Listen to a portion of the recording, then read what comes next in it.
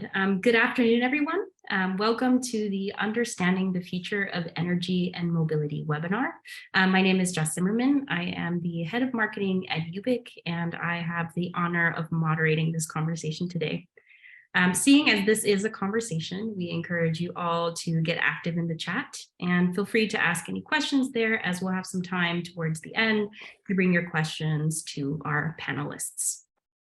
Today, we'll explore the following three overarching topics. The first being the connection between energy and mobility. The second being the role of batteries in delivering sustainable energy. And the third being efficiency and profitability in a sustainable ecosystem. It's my pleasure to introduce to you our panelists. Gerard Reid, he is the co-founder and partner at Alex Capital, which is a global corporate finance and mergers and acquisitions advisory firm specializing in energy technology, energy infrastructure, and e-mobility. And he's also the co-host of the award-winning bi-monthly podcast, Redefining Energy. Then we have Thomas Duscha. He is the co-founder and CEO of Swobbee, the battery exchange network for sharing, logistics, and delivery. And Thomas is the industry expert when it comes to battery swapping. And then last but not least, we have founder and CEO of Ubiq, the platform that, Christian Adelsberger, the platform that brings together demand prediction technology and supply optimization execution services to make sustainable mobility profitable. All right, so now you've gotten to know the panelists, and I'd say let's jump right in. Gerard, let's start with you, and let's start with the big picture. What's tying energy and mobility together, and what are the biggest challenges that you kind of see for both of the industries? Oh, I think they've always been tied together. So if I take a step back in history, I think back to the beginning of the 20th century, you had a mobility revolution and an energy revolution. The mobility revolution was called the internal combustion engine, and we had the oil industry, right? And they've obviously gone hand in hand for the whole of the 20th century. And actually the wealth, you'd say, of the Western world has been built on these two industries. And these great companies that came around, whether they're a GE, Siemens, Ford, they're still around today, right? If I went back actually 200 years before that, well, in Britain, you also had steam engine, which led to the train. And guess what? It was coal, right? So I'm very convinced we're in a similar revolution today. And what's that revolution? That revolution really is the electrification of our energy world and also the digitalization of the energy world. But I said the energy world, but also its mobility at the same time, because we will electrify over time transport, starting with obviously two-wheelers to four-wheelers to ships and eventually planes. I'm very clear in my head of this. And you digitalize them, because there's no use just electrifying, because if you just electrify and you do it the way we've done in the last 100 years, then you just waste a huge amount of energy and it costs you too much, right? So digitalization and electrification, they're the revolution that we're in at present, and they're bringing the industry together, the two industries together. And you can see this if you could, you take a Tesla today. What is Tesla? Is it an automobile company? Is it a battery company? What is it, right? Volkswagen, what is it going to be in 10 years' time? If I look at the way it's changing, it could well be a utility, right? Or next generation utility or whatever, right? So the two industries are coming together. And I think if you see from the financial market point of view, the amount of capital that's going into this area and the amount of wealth that's being created, obviously, Elon Musk has become the wealthiest person in the world through understanding this revolution. But if I go to China and I look at CATL, biggest battery manufacturer in the world, yeah, revolution as well. If I look at BYD, build your dreams, same thing, right? Revolution going on. So I see this as a very exciting moment in time. That's the best way to describe it. Yeah, for sure. And what do you see the biggest challenges going forward? So, I mean, this is all about decarbonization, right? So what is your opinion and thoughts on that? Well, the biggest difficulty is incumbents, right? Because, if you're an incumbent and let's go back in time and, you're selling horse and carts, and then suddenly, this automobile comes along and, you used to change shoes on horses, and now suddenly you have to do tires. Well, you block change. That's what happens. So the incumbents and actually the bureaucracy and rules and around this. If I take the electricity space, I mean, the way things in electricity that have been done are in place for the last 120 years from a technical point of view. So, right, if you want to bring a new technology to market, even a very simple thing like putting a battery on a system, tough. It's tough, requires regulatory change. So it's regulatory change for me is the biggest obstacle to what's going on. I could also say, oh, and there's a lot of people out talking about, oh, well, the energy crisis we have now at present, yeah, this is all, you know, this is going to slow things down. It's not going to slow things down. I mean, this is ridiculous. It slows things down short term, because the reason it shows it down short term is because you have to focus on energy security, and energy security is keep the lights on, make sure we heat for the next few years. But the issue and the cause of the problem is the fact that we're addicted to fossil fuels, and actually, even worse than that, we're addicted to Russian fossil fuels, right? So, you know, deal with the cause. And the way to deal with the cause is to invest in alternatives. And the alternatives are renewables, electrification, digitalization. It's a simple story, but it's not easy to actually implement, right? Yeah, for sure. Christian Thomas, what are your thoughts on this as well? You know, you're seeing it from different perspectives right now. You're dealing with energy and mobility at the same time. Do you have anything to share and add to Gerard's point about the implementation and the struggles that are happening there? When I'm thinking of our product, which is a battery swapping station, everybody, when we started developing this, everybody was asking us, what are you doing? It's kind of crazy. Nobody understands that. But in fact, I've been taught that actually battery swapping stations or battery swapping systems have been introduced already in the beginning of the 20th century in New York. So the first electro taxis or cabs have been used with swappable batteries. And so whenever people do not understand, I tell them we are not re-innovating the transportation. We're pretty much we are putting a lot of digitalization, new approaches, new technology into existing ideas. So I very much agree with Gerard that both mobility and energy have been tied together from the very beginning.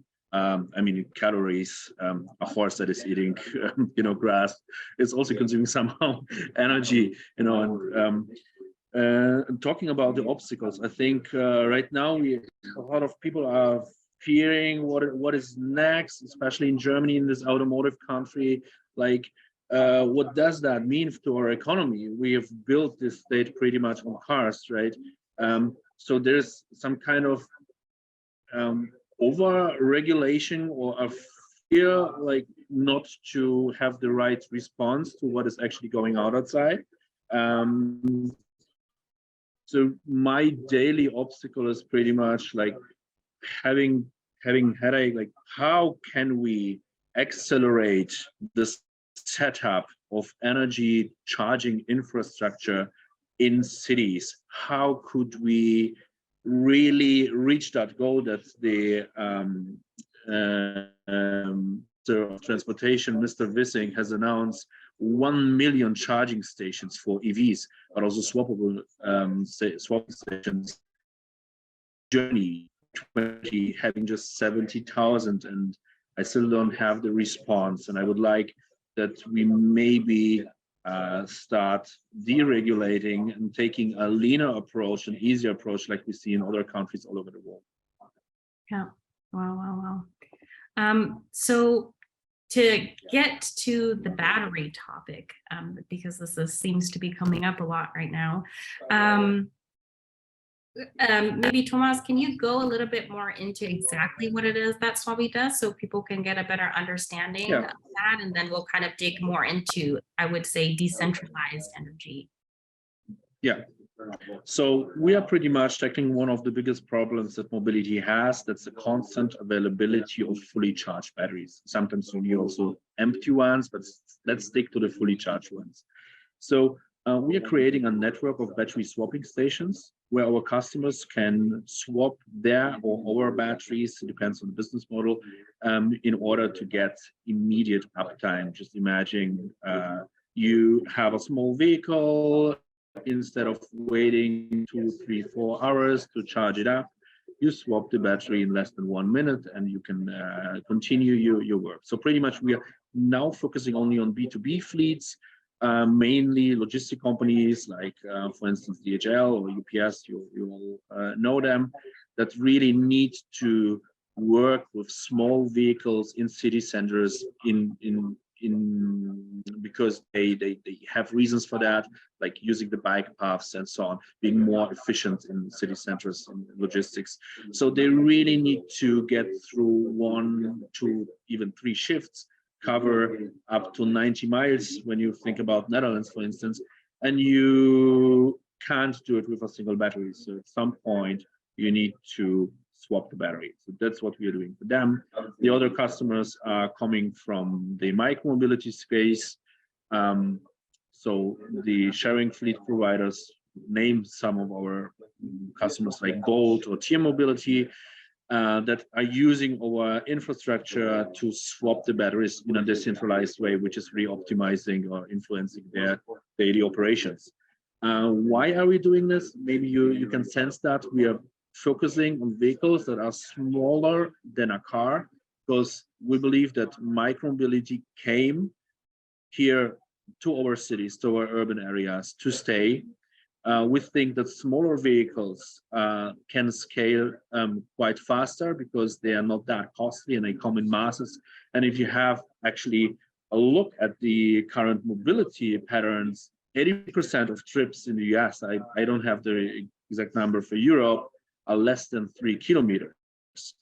So mostly the car is too oversized to cover those trips. Of course, we are not there yet. We are not having the perfect vehicles for that kind of transportation, but we believe that micromobility or 2-wheelers, 3-wheelers are essential for the change, how we move through cities.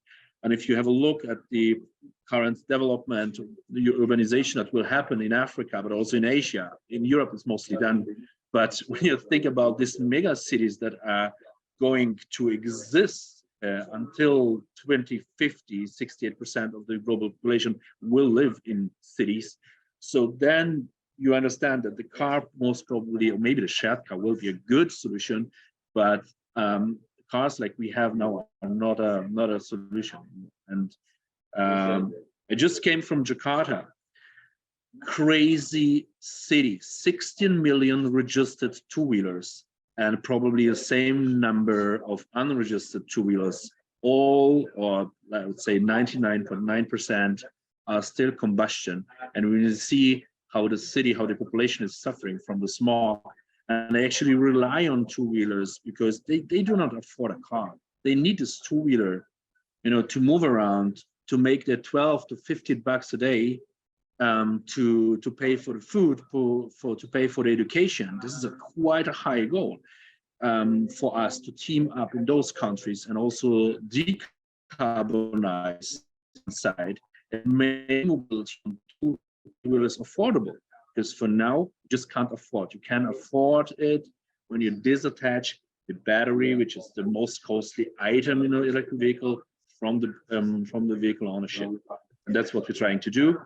We started in, let's say in Europe, and now having a look, as there's lots of interest for our technology from other countries to solve the real big problems, which you just can't imagine. I always thought that we all know those motorcycle companies that are already big, Kawasaki, Honda.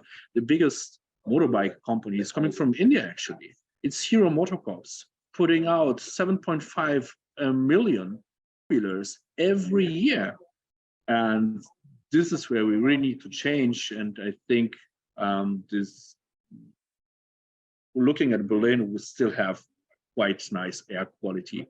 But being in Delhi, it feels like you spend 2 hours there and you smoke up 2 packs of cigarettes, right? I gave up smoking many years ago, but I felt that way. So I think to put it in a nutshell, micromobility is one of the most important means of transportation for the next century, and it will be electric. There's no doubt about it. Yeah, for sure. So, Thomas, you bring up some really good points, and Christian, Gerard, feel free to chime in here. But where we've also kind of transitioned in the conversation is talking about shared vehicles.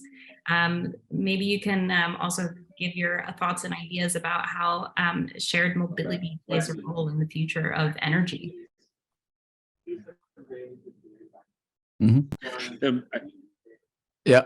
So I just wanted to get on to what Thomas said, because just imagining all those two-wheelers and four-wheelers being electrified or getting electrified, what this means in terms of change of infrastructure and provisioning of energy and infrastructure, right? Because most of them will run on swappable batteries at the end of the day. Thomas, how far do you see standardization there already being established? Because if every manufacturer relies on their own standards and stuff, this is going to be a wild jungle then at the end of the day, right? That's actually very funny, because I'm now in Milano, where we have the General Assembly, the stakeholder meeting from the Swappable Battery Motorcycle Consortium. And pretty much the European Union has made it clear that until the 2025, there will be a standardization going on swappable batteries for certain vehicle types or L vehicle types. So there will be a standardization, and the European Union is even going further, saying that a certain percentage of the batteries needs to be pretty much from recycled materials. So we here pretty much with all those major motorcycle companies that you all know, teaming up, finding consensus really to build that standard in order to make it affordable, in order to make those batteries easily recyclable, that we can actually, or they can reach the goals by 2035, having recycled batteries in circulation. So I'm very welcoming this, and it's happening all over the world. China is pretty much also proposing a standard, Southeast Asian countries as well. So we really need to find a way. And the good thing is, like, we're not only sitting here with some European companies, but also Asian, Japanese, Chinese, Taiwanese, the consortium to really go in that direction. I think that for certain vehicle types, vehicle classes, there will be batteries that can be seen as commodity, and that's the way to go. Why over regulate the batteries when you can have some kind of commodity product that is good enough to propel 95% of the applications? There will be always super motorbikes that can have a built-in battery that is not swappable, but we are here today in Milano to take a further step into the standardization of battery packs. Mm-hmm. Gerard, reflecting back what you said, right? Electrification of mobility is going to happen, does this impose? I mean, I hear sometimes people in discussions. I hear sometimes people say, "Well, this is all a myth. It's not going to happen because we don't even have the energy at hand, to support this electrification or the forecasted level of electrification of vehicles." How do you see that being a real problem? You know, I was asked that question the other day, which is, because if you look at a lot of, let's say, energy historians, what they will say to you is to do a complete change in your energy system takes 100 years. And actually, that was probably right 100 years ago. But let's think what's happened in the last 30 years. In the last 30 years, we've taken 2.5 billion people out of poverty across the world. I mean, I could never have predicted that 30 years ago, that we would see this reduction in poverty across the world. That's an amazing achievement. So I sort of go, well, actually going and taking our system and electrifying it, is that really that difficult when you've got cables in the ground already? And actually, maybe you say Africa and maybe places of the world that don't have that, they're going to just leapfrog us anyway. And they did this in the telecoms area. This is what you saw. Mm-hmm. So I look at it and say, there's no holding back technological revolution. By the way, there is. You can block change, but actually you block change to the detriment of your economy. And we in the West have been blocking change, right? I mean, listen, you know, Thomas, you just talked about Germany. If you look at the German government the last few years, that coalition government basically blocked the renewabilization of Germany. And if they'd have gone and actually continued subsidizing and pushing change, we'd be totally less dependent on Russia than we are. We didn't, but it will change now because we have no choice, right? And that, for me, Christian, is what also makes me as a European very positive about the future. We've no choice but to change aggressively, because it's a question of national security at this point in time. Yeah, absolutely. I also sometimes in those discussions hear that renewable energy, or the shift towards renewable energy, means that the optimization and management of the grid has a lot more, let's say, challenges, right? So because based on fossil-based energy, you can steer the production at a very fine granular level, whereas with renewables, it's not as easy, right? So you need to start to create flexibility also on the demand side, or able to steer that better. Do you see those trends already? Do you see that this already happening? Which goes back to my whole point at the beginning, is it's about renewabilization and digitalization. If you just renewabilize, it's a disaster. It's an economic disaster because you have cannibalization. In other words, you know, when it's a big sunny day across Europe, power prices collapse because you've got too much solar in it. So you have no choice but to, and also, by the way, then it also, as you said, it becomes very difficult from a physical point of view to make sure the grid's stable. So you have to change, and the way to change is to digitalize. And if you think of it, the system for balancing the grid, right? Why is it there? Why do we have 50 hertz as a sort of, you know, as the heartbeat that we keep? Was it because it's the CEO of AEG made a decision 125 years ago? That's what we were going to do. It was nothing more than that. It was just a decision. So, and how do we keep the grid up in the last 125 years? We basically move these spinning masses of turbines, which are basically a form of, it's like a spinning wheel on a bicycle when you stop pedaling. That's what you use to store energy and to make sure that demand and supply balance each other. You go, well, that's a 125-year technology. What's the future? The future is to make sure that demand and supply are dynamically interacting with each other, right? And I used a very simple example of an electric car, right? I have a battery in my house. It's 10 kilowatt hours. I've got an electric car out there that's 90 kilowatt hours. I go, well, why can't I integrate that into my home and then integrate that into the power system?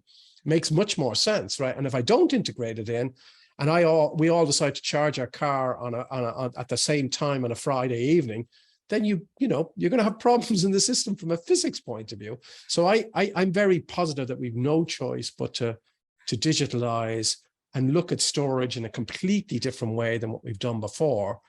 But it does requires people like you, Thomas and Christian, to go out there and talk to people about technology and to explain to them why your technologies work and why they should be integrated, because there's an education process here, because you've got an industry that, you know, it's not that they don't they're blocking change. It's just that they don't understand what you guys are doing, right? They just don't understand it. You do, but they don't, right?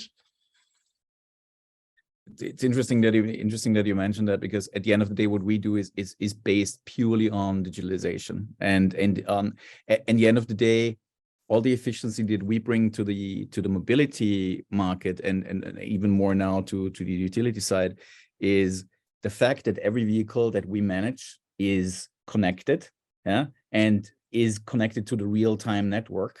And we can manage it that way, and we can measure everything, and an algorithm can take decisions that's based on position and battery level and so on and so on and so on, and steer the overall system to create a much higher level of efficiency, right? And digitalization is the core of that. It's very interesting, and I think that a second mega trend in mobility is the shift from ownership model towards usership-driven models, so that I don't necessarily need to own a vehicle that I use, right? Me personally, I'm a car user, I'm a motorcycle user, I'm a scooter user, I'm a moped user, I'm an e-moped user. I use it very situatively, whatever fits the purpose in that very moment, or fits the weather, fits the circumstances. So for me, this is a situative approach, and 90% of those vehicles that I use, I don't own, right? So I'm already very much into that kind of usership-driven models that is happening, and that of course is the basis for everything that is going towards shared mobility. Where on the one hand side, this is from a sustainability point of view also an imperative, because 1/3 of CO2 production of a vehicle over the whole lifespan of that vehicle, right? If you take a car, 1/3 is generated in production of that vehicle, and not in utilization of that vehicle. So if you have the ability to shrink down the number of vehicles in a city, you immediately have that CO2 reduction in place by having less vehicles on the streets, utilizing less space on the streets at the end of the day, right? There are some challenges though when it comes to, okay, you have less vehicles available to the same amount of people. So what you need to do, you need to manage them more efficiently, right? You need to make sure that those vehicles are available at the right point in time, at the right place, for people to use them when they need them, right? And that's exactly what we focus on as a company, to make sure that vehicles are as easily accessible as vehicles would be when they would be owned. And if we achieve that, there's no reason for necessarily owning one, right? Because the convenience factor is gone. And that's also the baseline for all the shared mobility companies that we work with, enabling them to provide that level of availability where and when, to address the demand that in a lot of cases is currently lost. So just as a matter of fact, the majority of demand for shared mobility at the moment is just never served, because it's there at that very moment. The supply is not available. There's no vehicle around, so something else is taken, right? And I think this is at the end of the day key to bring those the bits and pieces together. And again, referring back to digitalization, the reason why we can do this is because everything is connected now, right? And we can connect the dots together. Yeah. Christian, I don't know if everybody in the audience is aware of what you're actually doing. I mean, I know what you're doing, but maybe you could explain just in a few sentences what Ubiq is actually doing as a platform. Yeah, no, absolutely. What are you enabling? Yeah. Yes, so I addressed one of the biggest problems that our clients have in the shared mobility industry, and that is the mismatch in demand and supply. So demand is spread across the city, and there are certain vehicles to serve the demand, but there's a huge mismatch. What we do is our technology can forecast extremely well where and when demand is in a specific point in time at a specific position. And then what we do is we help them, or we reposition those vehicles towards future demand. So we take a look at the demand curve in a geospatial, multi-dimensional way, and then we relocate the supply side. And suddenly you have a much better overlap between demand and supply. And what happens is that more people find vehicles close to them when they need them. This means more transactions, more bookings for our clients, more revenue for our clients. And this is in a lot of cases a huge contributor to profitability. So one of our clients that we work with for a very long time, Miles Mobility, German-based, they now gone international as well. And they are able to roll out into further countries because they run so efficiently and are able to address the demand that others are not able to, right? They just were able to acquire Volkswagen WeShare, which is a financially very well-backed company at the end of the day, but efficiency is king at the end of the day. And if sustainable mobility in the form of shared mobility and electrified mobility is not profitable, it's not going to happen, right? Because that's the baseline. We have to make that profitable. And when it's profitable and a little bit more financially attractive than the other option, it will happen in a much faster pace, in a much faster way. Given, referring back to you, Gerard, the regulatory framework does not block this to happen anyway, right? Because there are hundreds and hundreds of companies trying to work this out and improve their bits of the ecosystem. But of course, the regulatory framework has to support and not block this. Yeah. Perfect, Christian. I think now everybody knows. So this is what I also wanted to talk about. Micromobility will only stay or can grow fast if it will become profitable, and in case they will really drive down operational costs. So all the audience knows that probably from themselves. Scooters being standing around next day, still there the day after. We have huge amounts of vehicles out there, but they're, in my opinion, still very underutilized. And you get it actually from the numbers when you see the turnovers of the companies that are actually active in that field.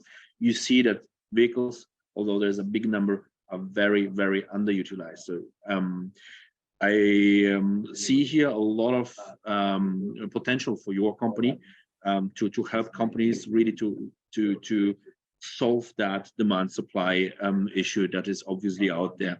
The second point that I see is the cost of operations. If you just think about it, renting an e-scooter in Berlin is in cents mostly almost the same price like renting a car.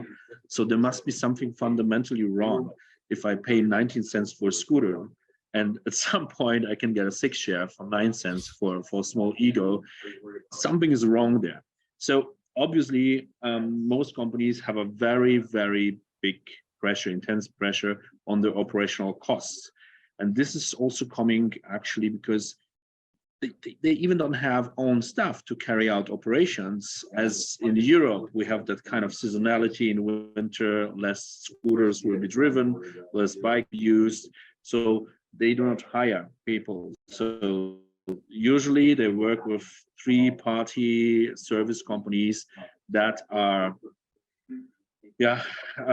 not the cheapest ones. I don't want to go in details, but the cost of operations is an essential block. And we've seen that actually charging and swapping a battery makes up 50% of our average scooter ride, right? So, or the turnover that you can actually make with a full battery charge. And if you can help, with your platform to get the street crowd workers, right, that are out there that can pick this task to swap and charge the battery at our station, this could immensely help those companies. 3PLs will not like it, but in the end, what I really see is a lack of efficiency in the daily work that they need to carry out, like relocate the or rebalance their fleet where they need to be used, or where the demand is high, and also to swap the battery. So glad that you guys are doing that job, and when we can join forces in a way to make operations more profitable for those companies. I think the future of micromobility is bright, and it will be accepted, because for now the whole industry is getting bashed, which is not right, because they've put a lot of effort, they've put a lot of technology into our cities in order to improve the way that we're actually moving, right? Yes, and just to reflect on that, the question is, why is it sometimes so expensive? Why is operations such a problem, right? And the reason is that there are processes that were created in pre-digitalization time are still utilized to run those huge fleets, right, and to operate. So this means they don't leverage on the opportunity that digitalization gives us. For example, our algorithm takes a decision in seconds, in real time, more or less, about the positioning or the charging state, or whether something should be charged and when and stuff like that. And then this is made available to a swarm of people, thousands of people in the city, which typically execute within minutes, right? And that the fact that, just a matter of fact, that this happens in this dynamically is executed and steered at the same time, right? So it's a loop that constantly creates more efficiency within itself. is key to creating a much lower cost in operations, right? And as you mentioned that cost of operations, that is actually at the moment the reason why a lot of shared mobility operators, and especially the car sharing operators, refrain from onboarding a huge number of EVs into their fleets, right? I mean, yes, there are nice press releases. Hey, we just got 20 new EVs in our fleets and stuff like that. But when you talk to them on the third glass of wine, they were like, well, actually, we try to stay away from them because they are way more, at the moment, more expensive to operate. And why is this? Because an EV has a lower availability by definition because it needs to be charged. So the charging time is not bookable, right? No one can pay for that. At the same time, the operational models bringing this to a centralized charging hub and bringing it back, et cetera, and to do this for thousands and thousands of vehicles, it's just creating a huge, enormous economic disadvantage or financial disadvantage in comparison to a combustion engine car at the moment, right?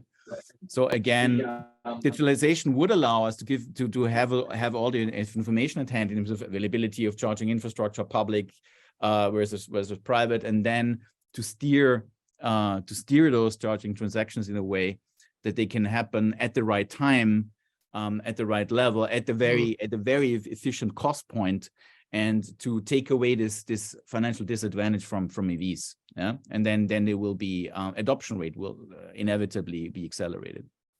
Yeah. Wow.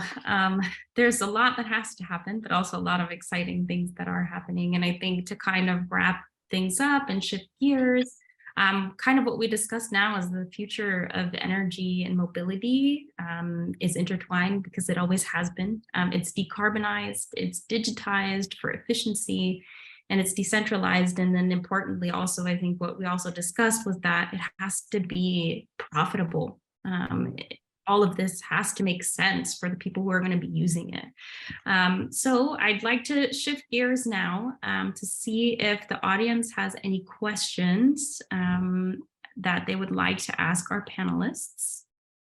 So feel free to write in the chat. We can see if you have not already. Okay. So, one question here, Gerard, this is for you. From an sort of investment perspective, what are like the opportunities out there right now? Like, I mean, you already just said that, you know, companies like Swobbee and Ubiq are important for this, and the environment is kind of interesting right now. What would you say, I guess, to, from my understanding of the question, to potential investors? Like, why is this important? Well, okay, so you've got a ginormous growth opportunity as you electrify, renewablize, and digitalize energy, right? And so I give you a very simple idea or a simple way of describing. If I think of the EV market, the EV market is probably about 300 billion this year. Yeah, okay, in 3 years' time, it's 600 billion, right? Yeah, you go by the end of this 2030, it's a 1.5 trillion market, right? If I go to the solar market, it's going to be a 300 billion market this year. It'll go to be 500 billion next year. So massive growth opportunity across, that's just in the hardware space, right? All that hardware has to be managed by somewhere. And also then you need to get the materials from somewhere. So listen, you know, Thomas has got all those lovely swappable batteries, and they've got lots of lithium in them. They've lots of nickel in them, right? So you look at this and you look across the whole value chain and you say, there's opportunities absolutely everywhere, right? And that's why I would say to you, I know it's not nice that we're going through this Russian crisis at present, but it's the biggest kick in the backside in terms of accelerating decarbonization that you can get, right? Because it's now, what's happened is you've now moved energy policy from the Environment Ministry to the Foreign Ministry, all right, and to the Defense Ministry. And that means you have to change. So I don't think I've ever been as positive in my career about the road in front of us, right? Yeah. We have some more questions. One from Anais. What can the public authorities do to accelerate the digitalization of mobility and energy? Feel free, anyone can take that. Great sandboxes for developments, right? I mean, it seems the European approach to a lot of those trends is blocking it off or trying to get the full-fledged legislation on it with every single detail that could happen, right? Which will take them 2-3 years to get in place. Well, 2-3 years are a lifetime in our industry now. So create sandboxes where companies can try out things in a, let's say, less regulated space, right? And then yes, if you want to scale out then fully, then okay, let's talk. But give the opportunity to real world test approaches. Anyone else want to add? Yeah, I would say so from our own experience, so weird setting up as swapping stations. Berlin is totally different process than in Frankfurt. I love the federal system somehow, but in the end, we should unify some procedures. Like when I'm doing it in Berlin, I have the grid operator who can take care of most of my questions or my things that I need to solve, like the grid connections on. Doing that same thing in Frankfurt, I would need to inquire in a public space who has any cables lying down there under the pavement, and I need to write formal letters like to 200 parties that might be involved, and then I get it back in 3. So there are agencies doing this. So I would like to that regulators really try to simplify processes, especially in setting up new infrastructure that we need, because with that current state, it will take years to build up that infrastructure that you need to electrify. And I think coming just from a customer-centric perspective, riding an electric vehicle is so much more fun than a combustion. So why are we not caring? Amazon is trying every day to have this beautiful experiences for customers, and everybody in our capitalistic system is talking about making the customer happy. And we're not pushing for better air quality, for better driving performance, for better let's say experiences. I just don't get it. I feel like there's a lot of cobblestones on the road, on the path, and what I wish is simplifying processes, approvals, and so on. This could be something that's couldn't be. It needs to be done, right? Yeah.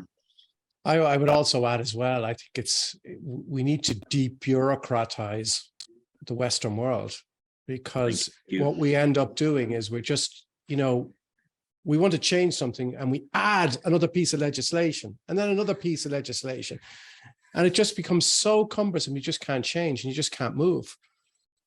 So we really need to think about how do we de-bureaucratize. And that means also then we also, I think, really need to take a 10-year view and sort of say, well, where do we want to be? And come up with a vision and a strategy where you want to go. And if I dare say it, we have to become more like the Chinese. And I mean, so I look at all the technologies we're talking about, whether it's batteries or solar, the Chinese dominate them. Why? Because they have a joint up 10-year view on things, right? And we need to do that. And I think if we do that, then you can begin to get rid of the clutter in and around that. And I understand it's not about taking technology bets. That's not what it's about, because Christian's right as well that, technology change is so great. You need to be flexible and move with the times. But we do know what technologies are radically changing our world, right? So, artificial intelligence is going to radically change our world, right? I mean, there's no question around it. It's clear. So, and I can give you a few more technologies that are the 10-year technologies. And that's what I would love to see. If I have my magic wand, that's what I would do. Get rid of the bureaucracy. Yeah, for sure. So it looks like we've hit our time, but there were a lot of questions that came through. So to be respectful of everyone's time, I will take all of these questions. I will ask them to the panelists. And when we send out the follow-up video, you will have those answers there for you as well. I just want to say thank you to Gerard, Thomas, Christian for your time. This was such a great conversation. And thank you to everyone who joined our conversation. We hope that you learned something new and that we get to see you at the next one. So enjoy the rest of your afternoon, and until then.